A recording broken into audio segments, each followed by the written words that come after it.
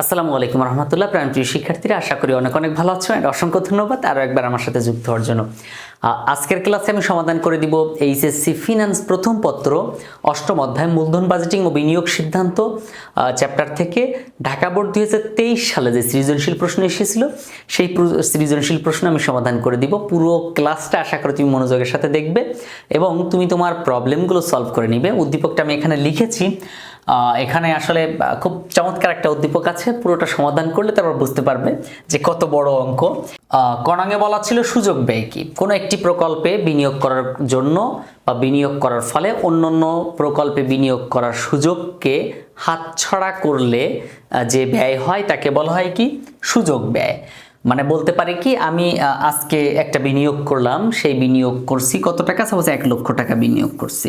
তো 1 লক্ষ টাকা যে বিনিয়োগ করলাম, 1 লক্ষ টাকা বিনিয়োগ করার ফলে আমি 1 লক্ষ টাকা একটা প্রকল্পে বিনিয়োগ না করে অন্য অন্য প্রকল্পে কি বিনিয়োগ করতে পারতাম না? হ্যাঁ, বিনিয়োগ করতে পারলে কি আমি ওখান থেকে কিছু সুবিধা পেতাম না, সুদ পেতাম না?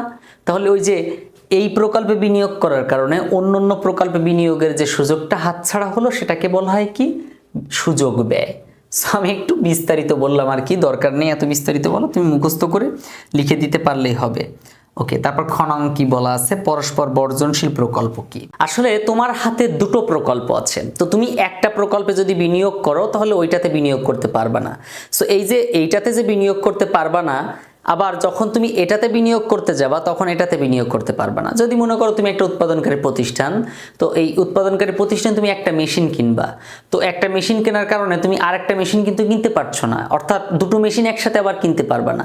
সো এই যে তুমি একটা মেশিন কিনলে আরেকটা মেশিন কিনতে পারবে না, বা ওই মেশিন কিনলে এই মেশিন কিনতে পারবে না, এই যে প্রকল্প, একটা প্রকল্পে বিনিয়োগ করলে অন্য প্রকল্প হাতছাড়া হয়ে যাচ্ছে, এটাকে বলা হয় কি?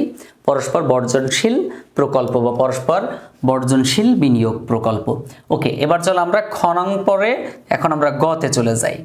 গতে কি বলা আছে? বলা ছিল রাতুল লিমিটেডের ব্যবস্থাপনা পরিচালক একটি প্রকল্পে বিনিয়োগের প্রস্তাব মূল্যায়নের জন্য নিম্নোক্ত তথ্য সংগ্রহ করেন। 5 বছরের কর পূর্ববর্তী নগদ আন্তঃপ্রবাহ যথাক্রমে 45,000 টাকা, 50,000 টাকা, 60,000 টাকা, 55,000 টাকা, 65,000 টাকা। প্রকল্পটিতে প্রাথমিক বিনিয়োগ ছিল 1,50,000 টাকা এবং ভগ্নাবশেষ মূল্য ছিল 10,000 টাকা। সুযোগ ব্যয়ের হার 12%, কর হার 40%, সর্বনিম্ন গড় উপার্জন হার 14%। এখানে গণাঙ্গে বলা আছে বিনিয়োগ প্রকল্পটির অভ্যন্তরীণ গড় আয়ের হার নির্ণয় করতে হবে। এই অঙ্কটা কিন্তু মোটামুটি অনেক বড় অঙ্ক। সো যেই দেখতেছো ভিডিওটা একটু নড়াচড়া করে বসো, কারণ মোটামুটি একটু 1 গ্লাস পানি খেয়ে নাও, তাহলে আরো ভালো হবে। সো যাই হোক, আমি শুরু করি। হ্যাঁ, ফান করলাম, শুরু করি। আমাদেরকে যেটা করতে হবে, আমাদের আছে হচ্ছে কর পূর্ববর্তী নগদ আন্তঃপ্রবাহ। আমরা জানি অভ্যন্তরীণ আয়ের হার মানে কি? অভ্যন্তরীণ গড় আয়ের হার, বিনিয়োগ প্রকল্পটির অভ্যন্তরীণ গড় আয়ের হার বের করতে বলছে। সো এই অভ্যন্তরীণ আয়ের হারটা কি সেটা আগে বুঝতে হবে। Initial rate of return, IRR, initial rate of return. তো এই IRR মানে ইন্টারনাল রেট অফ রিটার্ন বা আন্ত আয়ের হার বা কি এই অভ্যন্তরীণ আয়ের হার। যাই হোক, আমরা এখন এই IRR বের করতে গেলে আমরা জানি যে NPV বের করতে হয়। কি বের করতে হয়? NPV। এখন ঘটনা হচ্ছে, স্যার NPV বের করতে গেলে কি লাগে, মানে এর কাঁচামাল কি লাগে? NPV বের করতে লাগে আন্তঃপ্রবাহ। আমরা মূলত আন্তঃপ্রবাহ ব্যবহার করি কয় ক্ষেত্রে? IRR নির্ণয়ের ক্ষেত্রে, মানে NPV আর কি, যেটাকে বলে NPV নির্ণয় করার ক্ষেত্রে। মানে IRR বলতে তো আসলে NPV দুইবার নির্ণয় করলেই হয়। তো NPV নির্ণয় করার ক্ষেত্রে এবং পেব্যাক সময় নির্ণয় করার ক্ষেত্রে, PBP, পেব্যাক টাইম বা পেব্যাক পিরিয়ড, পেব্যাক টাইম বা পেব্যাক পিরিয়ড, এই দুটো জিনিস বের করতে গেলে NPV এবং PBP নির্ণয় করতে গেলে আমাদেরকে কি লাগে? আন্তঃপ্রবাহ লাগে। এখন আমাদের এখানে তো আছে কর পূর্ববর্তী নগদ আন্তঃপ্রবাহ, মানে কর পূর্ববর্তী নগদ আন্তঃপ্রবাহকে আমরা এখন আন্তঃপ্রবাহে রূপান্তর করব। কিভাবে করতে হবে দেখো, প্রথমে আমরা যেটা করব, আশা করি তুমি এই ব্যাপারটা বুঝেছো। এখানে আরেকটা আছে গড় আয়ের হার, আর এভারেজ রেট অফ রিটার্ন, আয়ের হার। এখানে আসলে নিট মুনাফা লাগে, এটা নির্ণয় করতে গেলে কি লাগে? নিট মুনাফা লাগে। বাট বাকি তিনটার ক্ষেত্রে লাগে। আমরা তো জানি মূলধন বাজেটিং নির্ণয়ের জন্য 4টা পদ্ধতি ব্যবহার হয়, IRR, NPV, PBP মানে পেব্যাক পিরিয়ড, আর ARR। তো কখন কি লাগে? এই তিনটার ক্ষেত্রে লাগে হচ্ছে আন্তঃপ্রবাহ, আর এই ARR এর ক্ষেত্রে লাগে কি? নিট মুনাফা। তো আমরা তো ARR নির্ণয় করব না, আমরা নির্ণয় করব কি? এনপিভি দুইবার নির্ণয় করব, করে আইআরআর নির্ণয় করব। তো এনপিভি নির্ণয় করতে গেলে লাগবে আন্তঃপ্রবাহ। আন্তঃপ্রবাহ নির্ণয় করতে গেলে এখন আমাদেরকে সূত্রগুলো লিখতে হবে। একটু খেয়াল করো সূত্রগুলো কিভাবে লিখব দেখো। আমি আশা করি তুমি এটা পারবা একটু মনোযোগী যদি হও।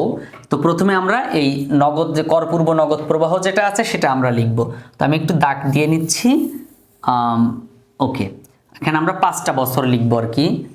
1টা 2টা, একটু বড় করে দেই, 2টা 3টা 4টা 5টা। ওকে দেখো 1টা 2টা 3টা 4টা আর একটা লাগবে, 5টা লাগবে। এখন এই 5টায় আমরা প্রথমে কি লিখব? কর পূর্ব নগদ প্রবাহ। সেখানে লিখতে পারি কর পূর্ব নগদ প্রবাহ, কর পূর্ব নগদ প্রবাহ। তো প্রথমে কত ছিল? 45,000 টাকা। এখানে আমরা লিখব কি? 45,000 টাকা। এটা হচ্ছে 1 নাম্বার বছর, এটা 2 নাম্বার, এটা 3 নাম্বার, 4 নাম্বার এবং 5 নাম্বার বছর। তুমি খাতায় আরো সুন্দর করে একটু লিখবা। আশা করি তুমি পারবে। এখানে টুকটাক একটু হয়তো এদিক সেদিক হবে, তারপর আমি সেটা শিখিয়ে দিচ্ছি। 45,000, তারপরে লিখবো কত? 50,000 টাকা।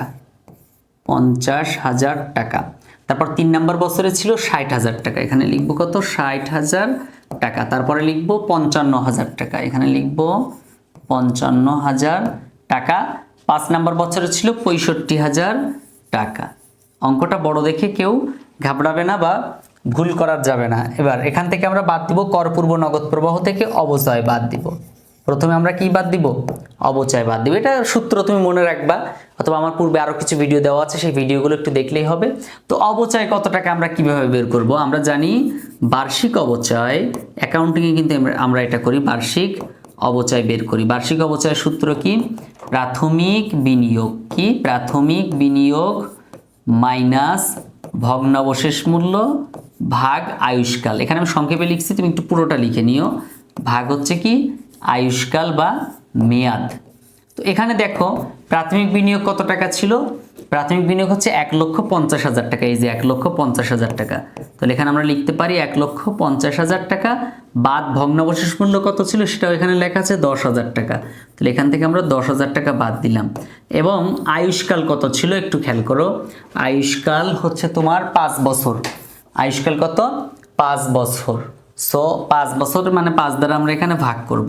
তাহলে 1,50,000 মাইনাস 10, তাহলে হয় কত? 1,40,000। 1,40,000কে আমরা ভাগ দিব 5 দ্বারা। আমি একটু ক্যালকুলেটরের সাহায্য নিচ্ছি। 1,40,000 ভাগ 5 হয় কত? 28,000 টাকা অবচয় হয়। বার্ষিক অবচয় 28,000 টাকা। তুমি কিন্তু এটা আবার আলাদা যাই করো না, এটা খাতার মধ্যেই করতে হবে সিরিয়ালে। প্রথমে তুমি অবচয়ের পরিমাণটা বের করে নিবা, নিয়ে তারপর এই ছকটা করবা, করে ছকের মধ্যে 28,000 টাকা লিখবা।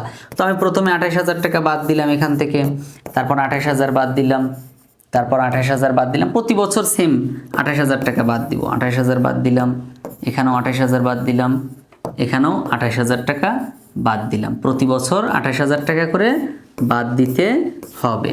কি বাদ দিব? এটা হচ্ছে অবচয় বাদ দিব।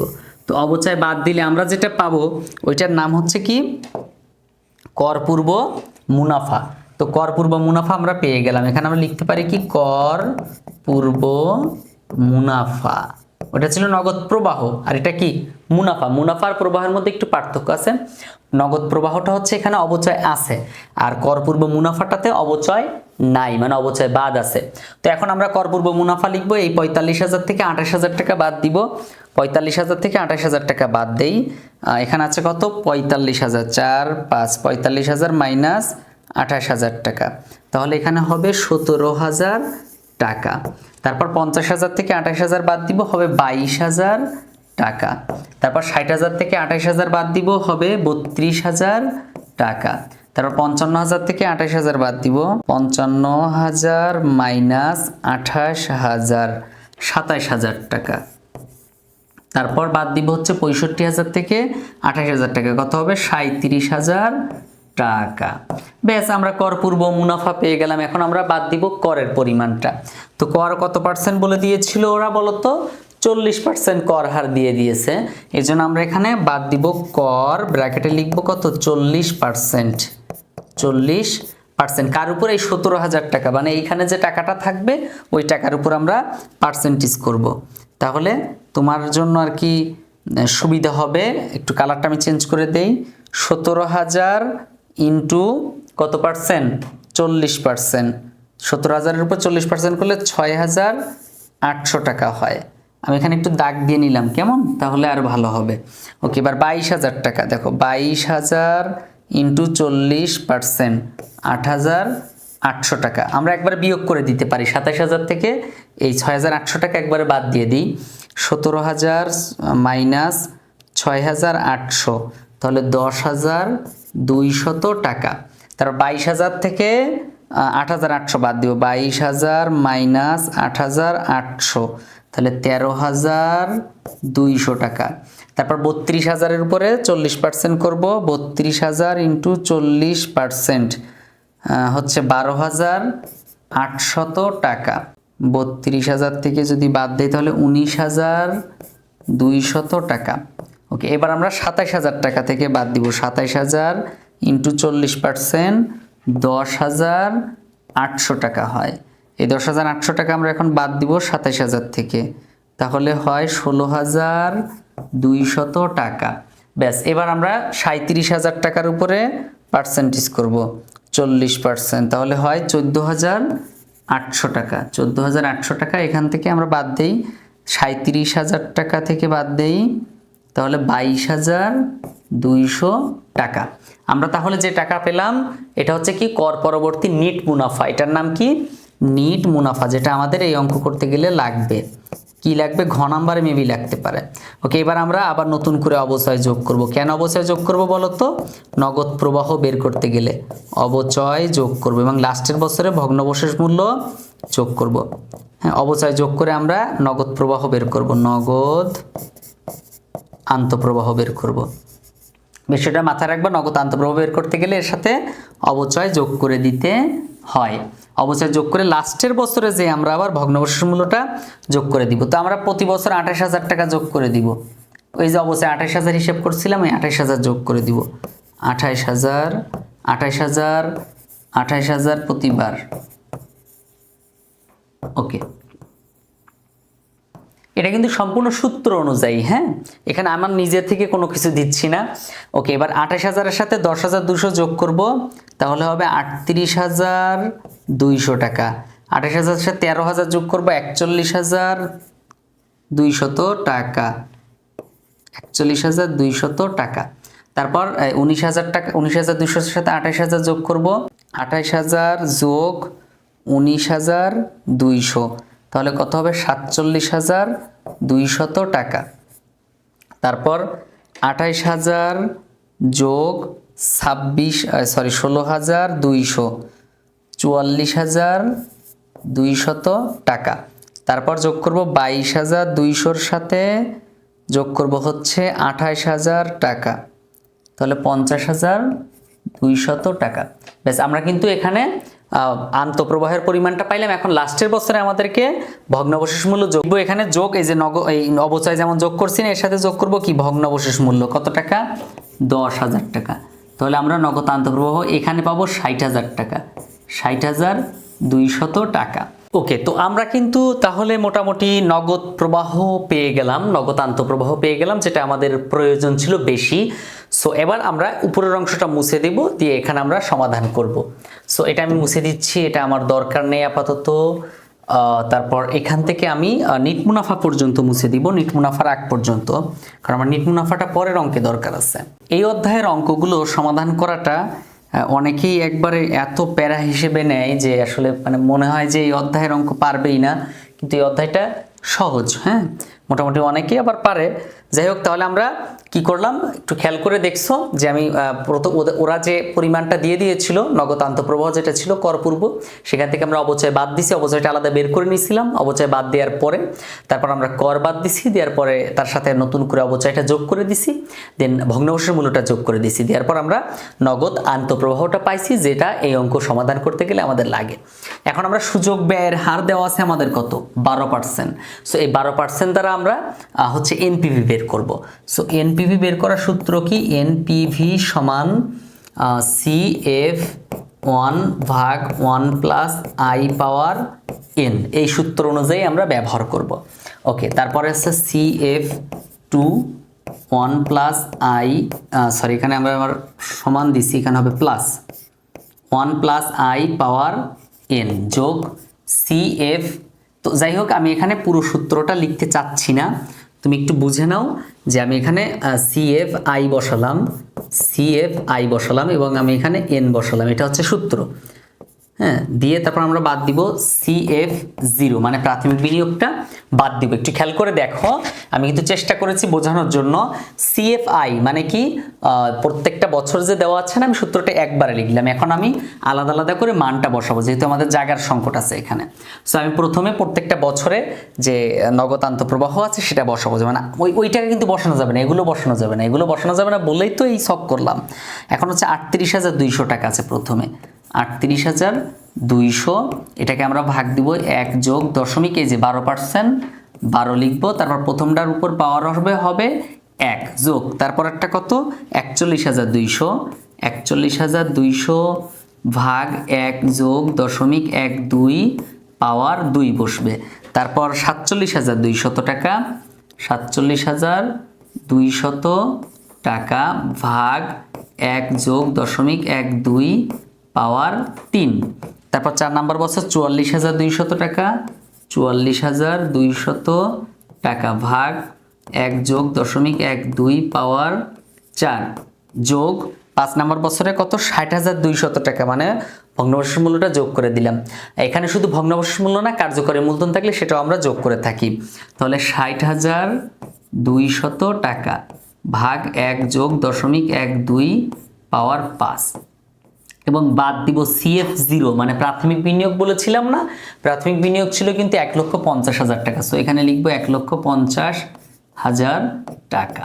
ব্যাস, এই হচ্ছে আমাদের প্রাথমিক কাজ হয়ে গেল। এখন আমরা এখানে কি করব, সবগুলো প্রাথমিক যে হচ্ছে তোমার এটার মানে যে ইনফরমেশনগুলো দেওয়া আছে ইনফরমেশনগুলো ক্যালকুলেশন করব জাস্ট সূত্রে। তো আমি ক্যালকুলেশনটা করে ফেলি এখানে। প্রথমে 38,000 আমরা একসাথে ক্যালকুলেশন করতে পারবো চাইলে, হ্যাঁ, সায়েন্টিফিক ক্যালকুলেটর পুরোটা একসাথে সমাধান করে ফেলবো, কোনো প্রবলেম নাই। 38,200 টাকা ভাগ 1.12, প্রথমটার পাওয়ার হচ্ছে 1 ছিল, তাহলে হয় কত 34,107 টাকা, 34,107 টাকা। তারপরটা কত 41,200 ভাগ 1.12 পাওয়ার 2 নাম্বার, এটা 2 নাম্বার বছর, তাহলে হয় কত 32,845 টাকা যোগ হচ্ছে 47,200 ভাগ 1.12 পাওয়ার 3, 33,596 টাকা। তারপর একটা বের করি 44,200 ভাগ 1.12 পাওয়ার 4, 28,089, এখানে আমরা 90 লিখতে পারি কারণ এই পয়েন্টের পরে 5 বা তার চেয়ে বেশি আছে। তাহলে 4 নাম্বার বছর গেল। এখন 5 নাম্বার বছরে 60,200 ভাগ 1.12 পাওয়ার 5, 34,159 টাকা বিয়োগ 1,50,000 টাকা। আমরা সবগুলো এখন একসাথে যোগ করব। কত কত যোগ করব দেখো, 34,107 টাকা যোগ 32,845 টাকা, 845 টাকা যোগ 33,596 টাকা, 33,596 টাকা যোগ 28,090 টাকা, 28,090 টাকা, তারপরে যোগ 34,159 টাকা, 34,159 টাকা, সবগুলো যোগ করলে 1,62,000 টাকা। আমি যদি এখানে লিখি 1,62,797 টাকা বিয়োগ 1,50,000 টাকা। আমরা এখন উত্তরটা এখানে লিখি, উত্তর কত হয় বাদ দিব, 1,50,000 টাকা বাদ দিয়ে নেই, 12,797 টাকা, 12,797 টাকা হচ্ছে উত্তর আমাদের। হ্যাঁ, এইবার আমাদের যে কাজটা করতে হবে, এটা কিন্তু পজিটিভ আসছে। কি আসছে উত্তরটা? পজিটিভ আসছে, বাট আমাদের এখন উত্তরটা নেগেটিভ আনতে হবে। নেগেটিভ আনতে গেলে আমরা জানি কোনো কিছুর বর্তমান মূল্য হচ্ছে তোমার বর্তমান মূল্য এখন যা আছে তার চেয়ে যদি কম আনতে চাই তাহলে সুদের পরিমাণটা বাড়াই দিতে হবে। সুদের পরিমাণটা যদি আমরা বাড়িয়ে দেই তাহলে মাইনাস ফিগার আসবে। চোখ বন্ধ করে মাইনাস ফিগার আনতে পারবো, সুদের পরিমাণটা জাস্ট বাড়িয়ে দেব। তো কথা হচ্ছে আমি এখানে কত পার্সেন্ট সুদের হার ধরবো? সুদের হার আমি এখন আপাতত মানে 12% আমার একটা অ্যাপ্রক্সিমেটলি আমার একটা ধারণা থেকে আমি নিচ্ছি যে 5% বাড়াইলে মোটামুটি আমার হয়তো মাইনাস ফিগার আসতে পারে। তো আমি 12 + 17, আমি আপাতত এখানে 17% ধরে অঙ্কটা সমাধান করব। তো যা আছে যেভাবে আছে সেভাবেই থাকবে, এটা তুমি জাস্ট নতুন করে তুলবা। হ্যাঁ, এটা একবার তুলে তারপরে লিখবা নিচে যে সুদের হার 12%-এর পরিবর্তে 17% ধরে সমাধান করা হলো। তখন কিন্তু এই মানটা আর এমন আসবে না, তখন এটা আমাদেরকে মুছে দিতে হবে। একটু সুদের হারটা চেঞ্জ করে দেই,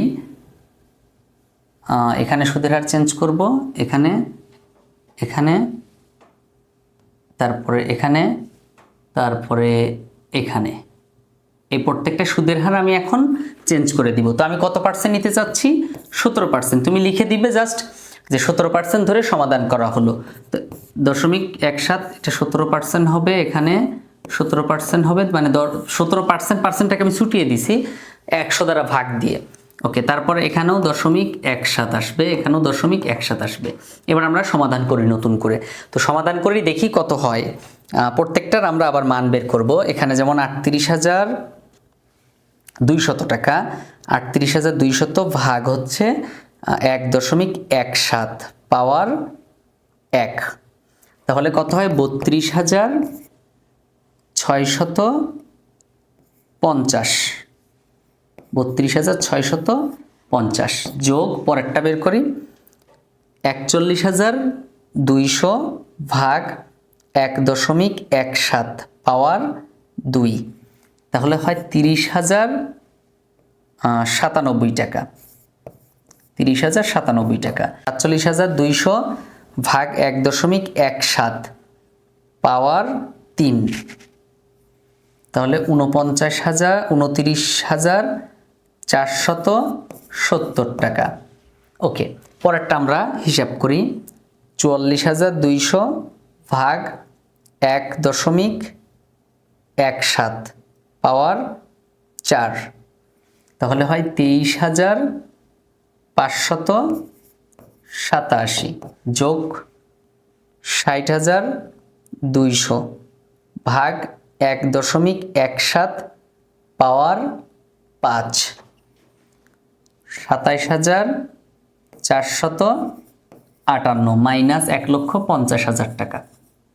আমি সবগুলোরই বের করলাম। তাহলে আমরা কিন্তু এখানে সবগুলোর ক্যালকুলেশন বের করে ফেললাম, প্রত্যেকটা বছরে আলাদা আলাদা। এবার আমি সবগুলো একসাথে যোগ করব। দেখি, যোগ করি। 32,650 যোগ 30,097 যোগ 29,470 যোগ 23,587 যোগ 27,458 সবগুলো যোগ করলাম, করলে হয় 1,43,262 মাইনাস 1,50,000 টাকা। ওকে, 1,50,000 টাকা মাইনাস করব। এবার আমাদের উত্তরটা কত আসে দেখি। এখানে একটা থেকে আরেকটা বাদ দেই। দেখো উত্তর কিন্তু মাইনাস ফিগারে চলে আসছে, 6,738 টাকা। 6,738 টাকা। এবার আমাদের IRR এর যে প্রকৃত সূত্র সেই সূত্রটা বসাতে হবে। তো সূত্রটা আমি দেখো, এটা হচ্ছে আমাদের এই মানে সুদের ডিসকাউন্ট রেট দুই রকম, একটা হচ্ছে 17% আর একটা 12%। তো এটা ছিল 12%, মানে এটা কম ছিল, তাহলে LDR lowest discount rate. Lowest discount rate কত? 12%। আর 12% ধরার কারণে যে এনপিভি আইছে এটা হচ্ছে এনপিভি অফ LDR। এটাকে আমরা বলবো কি? NPV of LDR। আমি একটু এখানে ছোট করে লিখে নেই সব, তাহলে সুবিধা হবে অনেক। হ্যাঁ, সহজেই সমাধান করাটা যাও। আমরা এনপিভি অফ LDR মানে lowest discount rate of NPV. তো লোয়েস্ট ডিসকাউন্ট রেট মানে কি? 12% ধরে যে এনপিভি বের করছিলাম তার উত্তর কত? 12,797 টাকা। 12,797 টাকা। ব্যাপারটা কি ক্লিয়ার?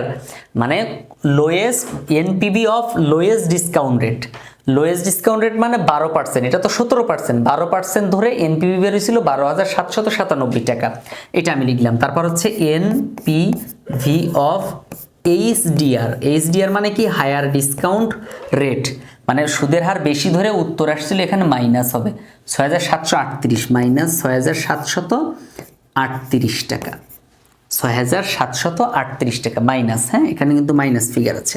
ওকে, এবার হচ্ছে আমার এলডিআর, শুধু এলডিআর কত? শুধু এলডিআর হচ্ছে লোয়েস্ট ডিসকাউন্ট রেট, মানে কম সুদের হার ধরছিলাম কত 12%, আর একটা হচ্ছে এইচডিআর মানে হাইস্ট ডিসকাউন্ট রেট, এইচডিআর এটা কত পার্সেন্ট? 17%। তো আমরা দুটো জিনিস পেয়ে গেলাম। এখন আমরা এটা মুছে দিই, আমাদের আর এখানে কোনো কিছুই দরকার নেই, আমাদের এই দুটো ইনফরমেশন দিয়েই এখন আমরা আইআরআর বের করবো বা অভ্যন্তরীণ আয়ের হার বের করে ফেলবো। আমরা জাস্ট এখানে হ্যাঁ কাজ করি, আমি এখানে এই ইনফরমেশনটা মুছতেছি না, এই কারণে আমরা গ নাম্বারের পরে ঘ নাম্বারে আবার এটা লাগবে। আইআরআর এর যে সূত্রটা আছে সেই সূত্রটা এখন আমাদের লিখতে হবে।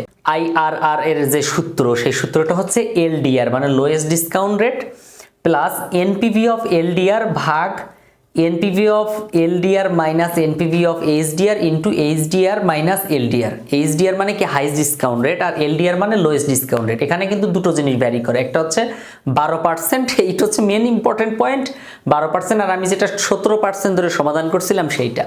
তো এখন আমরা যদি এটার মান বসাই দেই, এই এলডিআর মানে লোয়েস্ট ডিসকাউন্ট রেট কম সুদের হার ছিল 12%, তাহলে এখানে আমি লিখবো কি 12 লিখলাম। তারপর আমরা লিখবো এনপিভি অফ এলডিআর মানে লোয়েস্ট ডিসকাউন্ট রেট ধরে, এই যে এনপিভি অফ এলডিআর 12,797 টাকা, এখানে লিখবো 12,797 টাকা ভাগ এনপিভি অফ এলডিআর মানে এই যে এটাই 12,797 টাকা, এখানে লিখবো 797 টাকা। তারপর মাইনাস আছে, মাইনাসের পরে এই যে এনপিভি অফ এইচডিআর 6,738 টাকা মাইনাস 6,738 টাকা। এবার একটা বিষয় খেয়াল করো, এইখানে সূত্র অনুযায়ী মাইনাস, আবার এই উত্তর এখানে এনপিভি অফ এইচডিআর কিন্তু মাইনাস ফিগারে আছে, এই যে মাইনাস 6,000, তাহলে এই যে মাইনাস, এই মাইনাসে মাইনাসে এখানে আমরা কি লিখতে পারি, চাইলে প্লাস লিখতে পারি, মাইনাসে মাইনাসে কি লিখবো, প্লাস লিখে দেব।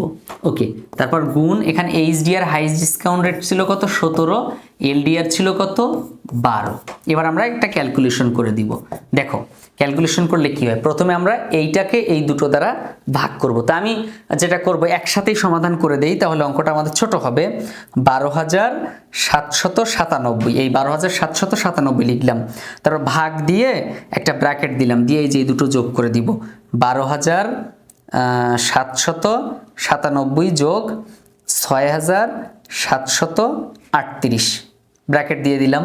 দেওয়ার পর আমার যে উত্তরটা আসলো, হ্যাঁ একটা উত্তর এখানে আসছে 0.655, তোমারও হয়তো ক্যালকুলেটরে আসছে, তুমি একটু খেয়াল করে দেখো। তাহলে এখানে আমরা যেটা করবো, এই 12টা এখানে লিখবো, লিখে যোগ দিব, দেওয়ার পর আমরা এইখানের কাজটা করব। এইটাকে আবার গুণ দিব কত দ্বারা, 17 থেকে 12 গেলে 5 থাকে, তার মানে 5 দ্বারা গুণ দিব। তাহলে এখানে হয় কত 3.2, 7-এর জায়গায় 8, তারপর 12 আর 3 15, 15.28%। এবার দেখো তাহলে এই প্রকল্পের যে আইআরআর যেটা বের করতে বলছে আমাকে, বিনিয়োগকৃত প্রকল্পটির অভ্যন্তরীণ গড় আয়ের হার বের করতে বলছে। তো আইআরআর বের করলাম 15.28% উত্তর। এই হচ্ছে আমাদের উত্তর। এই বিষয়টা একটু খেয়াল করে, এখানে ক্যালকুলেশন ছোট ছোট ক্যালকুলেশন, এগুলো এখানে দেখানো লাগে না, তাতে ভিডিও অনেক বড় হয়। সো ক্যালকুলেশনগুলো একটু তুমি করে নিও। জাস্ট এই যে এই দুটোকে এই দুটো যোগ করবা, এখানে দুটো যোগ করবা, করে ওই উপরেরটাকে ভাগ করবা, উপরেরটাকে এই দুটো দ্বারা ভাগ দিবা। দেওয়ার পরে গুণের কাজটা আগে করতে হয়। তো 17 থেকে 12 গেলে 5 দ্বারা গুণ করে দিলা, দেওয়ার পর যে উত্তর সেটার সাথে 12 যোগ করে দিলা, তাহলে 15.28% হচ্ছে এই অঙ্কের অভ্যন্তরীণ আয়ের হার বা আন্ত আয়ের হার বলা যায় এটাকে। তো আমি এটা মুছে দিচ্ছি আপাতত, কারণ এটা আমার লাগবে না ঘনং সমাধান করতে গেলে। ওকে, আমি ছোট্ট একটা ইনফরমেশন দিচ্ছি। এইচএসসি ফিনান্স কমপ্লিট কোর্স, এই কোর্সটা আমি মূলত 2025 পরীক্ষার্থী এবং 2026-এর পরীক্ষার্থী সবাই করতে পারবে এবং এটার মেয়াদ হচ্ছে মানে আনলিমিটেড। তুমি একবার এইচএসসি পরীক্ষা পর্যন্ত ক্লাস করতে পারবে এবং মাত্র কোর্স ফি 200 টাকা মান্থলি, মানে তুমি একসাথে দিতে হবে না, প্রতি মাসে 200 টাকা করে, 5 মাসে তোমার বই কমপ্লিট করানো হবে। অনেকে 3 মাসে কমপ্লিট হয়ে যায়, তবে যারা একটু দুর্বল বা একটু কম বুঝে, আমি আবার হাতে কলমে ধরে সমাধান করাটা বেশি পছন্দ করি। তো এই জন্য তো যত দ্রুত পারো যোগাযোগ করো, ইনশাল্লাহ ক্লাসে কথা হবে এবং তুমি বিস্তারিত ইনফরমেশনের জন্য এই নাম্বারে যোগাযোগ করো, এখনই যোগাযোগ করো। তুমি যত লেট করবে ততই তোমার জন্য লস হয়ে যাবে। মাত্র 200 টাকা কোর্স ফি। দেখো 2025 সালে পরীক্ষা পর্যন্ত বা 26 সালে পরীক্ষা পর্যন্ত ক্লাস চলবে, সকল অধ্যায় 0 থেকে অ্যাডভান্স লেভেল পর্যন্ত, মানে সব অঙ্ক করানো হবে। 2016 থেকে 24 সাল পর্যন্ত সকল এমসিকিউ সিকিউ, মানে এমসিকিউ অনেক প্রবলেম থাকে, অঙ্ক থাকে, সিকিউ এর সমাধান করা হবে। সপ্তাহে 3 দিন লাইভ ক্লাস হবে, প্রতিটি অধ্যায়ে লেকচার শিট প্রদান করা হবে এবং প্রবলেম সলভ ক্লাস হবে। লাইভ ক্লাস রেকর্ড করা থাকবে, যদি তুমি একদিন ক্লাস করতে না পারো সেক্ষেত্রে তুমি কি করবে, ওই ক্লাসটা আবার পেয়ে যাবে, রেকর্ডিং করা থাকবে। তারপর মডেল টেস্টে হবে, মানে মডেল টেস্ট নেওয়া হবে তোমার দুর্বলতা কতটুকু জানার জন্য, দুর্বলদের জন্য অতিরিক্ত সময় প্রদান করা হবে, শর্ট সাজেশন দেওয়া হবে। এই হচ্ছে আমার কোর্স মডিউল। তো তুমি চাইলেই ভর্তি হতে পারো, সেটা তোমার জন্য অনেক ভালো হবে। ওকে, এখন দেখো এই যে ইনফরমেশনটা কাজে লাগবে কোথায়। এখানে বলছে গড় আয়ের হার, আগের বার ছিল অভ্যন্তরীণ আয়ের হার, এখানে গড় আয়ের হার। গড় আয়ের হার কি? ARR, average rate of return. তো এই এভারেজ রেট অফ রিটার্ন আমরা বের করব। বের করতে গেলে আমাদেরকে কয়েকটা কাজ করতে হয়। প্রথমত হচ্ছে আমাদের গড় বিনিয়োগ বের করতে হয়, গড় নিট মুনাফা বের করতে হয়, দুটো জিনিস বের করতে হয়, তাহলে আমরা গড় আয়ের হার বের করতে পারবো। তো প্রথমে আমাদের গড় নিট মুনাফা বের করে নেই। তো গড় নিট মুনাফার সূত্র কি বলো তো? গড় নিট মুনাফা সমান মোট নিট মুনাফা ভাগ বছর সংখ্যা বা মেয়াদ বলতে পারো। তো এখন মোট নিট মুনাফা মানে কি? এই যে নিট মুনাফা 10,200, 13,200, 19,200, 16,200, 22,200, এই নিট মুনাফাগুলো এখানে সব লিখবা। তো লিখলাম আমি 10,200, হ্যাঁ একটু কষ্ট করলাম তোমাদের জন্য, 13,200 যোগ 19,200 যোগ 16,200 যোগ 22,200, ব্যাস। এবার সবগুলো যোগ করে ভাগ দিব কত দ্বারা? 5 দ্বারা। 5 বছরের মুনাফা, তো আমি সবগুলো একটু কষ্ট করে যোগ করে নিলাম। প্রথম হচ্ছে 10,200, তারপরে 13,200, তারপর 19,200, তারপর হচ্ছে 16,200, তারপর 22,200, 81,000 টাকা হয়। তো 81,000 এখানে লিখতে হবে, বাংলায় লিখি 81,000 ভাগ হচ্ছে 5, তাহলে 81,000 ভাগ 5 দিলে হয় 16,200 টাকা। গড় নিট মুনাফা 16,200 টাকা। এখন আমি এটা মুছে দিচ্ছি, হ্যাঁ তুমি তুলে নিও, স্ক্রিনশট দিয়ে রেখো অথবা তুলে নিও, তোমার জন্য সুবিধা হবে। এবার আমরা বের করব কি? গড় বিনিয়োগ বের করব। তো গড় বিনিয়োগের সূত্র কি? গড় বিনিয়োগ সমান কার্যকরী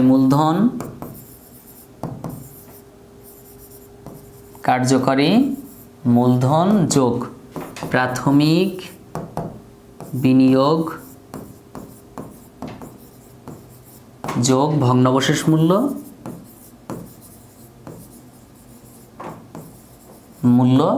ভাগ 2। এবার অনেকের কাছে প্রশ্ন থাকতে পারে, স্যার এখানে তো কার্যকরী মূলধন নাই, তাহলে কি দিব?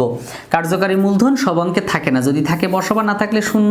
অনেক সময় তো ভগ্নাবশেষ মূল্যও থাকবে না, তখনও কি করতে হবে? শূন্য বসাতে হবে। তো প্রাথমিক বিনিয়োগ কত আছে? 1,50,000 টাকা, 1,50,000 টাকা যোগ ভগ্নাবশেষ মূল্য আছে 10,000 টাকা ভাগ 2, তাহলে কত হবে? 1,50,000 1,60,000 ভাগ 2, 1,60,000 ভাগ 2, 1,60,000-কে 2 দ্বারা ভাগ দাও, কত হয়? 80,000 টাকা। কত হয়? 80,000 টাকা। তাহলে আমাদের দুটো জিনিস আমরা পেয়ে গেলাম। তুমি এভাবে পার্ট বাই পার্ট কিন্তু সমাধান করবে, একটার পর একটা সমাধান করে। আমি মুছতেছি, এখানে আমার জায়গা নাই, তোমার খাতায় তো যথেষ্ট পরিমাণ আল্লাহ তাআলা জায়গা দিছে, সো ওইখানে কিন্তু তুমি সুন্দর মতো একটার পর একটা সাজাবা, হ্যাঁ, আমার মতো আবার মুছতে যেও না, কাটাকাটি করো না। তাহলে এখন আমাদের গড় আয়ের হারের সূত্র কি? গড় আয়ের হার সমান মানে এ আর আর, এটাকে আমরা বলতে পারি এ আর আর, এভারেজ রেট অফ রিটার্ন। এটা সূত্র হচ্ছে গড় নিট মুনাফা ভাগ গড় বিনিয়োগ